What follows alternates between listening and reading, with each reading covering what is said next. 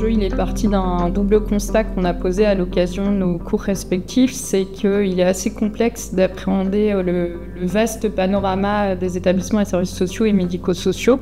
On percevait bien la difficulté de nos apprenants à s'approprier ce secteur social et médico-social.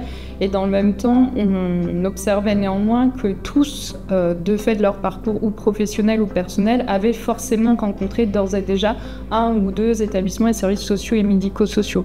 Mais ce qui est intéressant, c'est qu'on découvre d'autres établissements et services médico-sociaux et sociaux sur lesquels on n'est peut-être pas familiarisé. Je dois expliquer les choses d'un point de vue juridique. Le Code de l'action sociale et des familles vient décliner 17 catégories d'établissements et services, au sein desquels on peut retrouver différents types d'établissements ou services.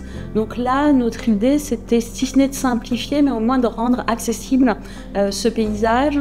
Et surtout, c'est de voir d'abord par l'usager avant de voir aussi par l'établissement. On a l'habitude peut-être de connaître les établissements et les publics auxquels ils s'adressent, mais peut-être moins à l'inverse, avec les difficultés individuelles des personnes, ça, où les orienter. Donc ça, je trouve ça intéressant aussi.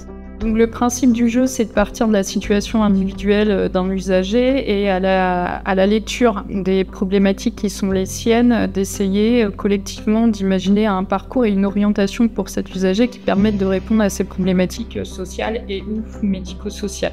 Le fait de faire des pairs, c'est quelque chose qui est très clair et voilà, ça fait vraiment penser au jeu de cette famille. Pour concrétiser cette orientation, il va falloir que les apprenants autour de la table soient en capacité de répondre à des questions de connaissances qui portent sur l'organisation, la gouvernance, le financement de ce secteur social et médico-social. Et le fait aussi de le faire en groupe, entre binômes, ça permet aussi de se challenger dans le cadre d'un groupe, et donc ça a un aspect à la fois ludique mais aussi très, très informatif. Le cours, quand je le propose aux élèves, il reste théorique.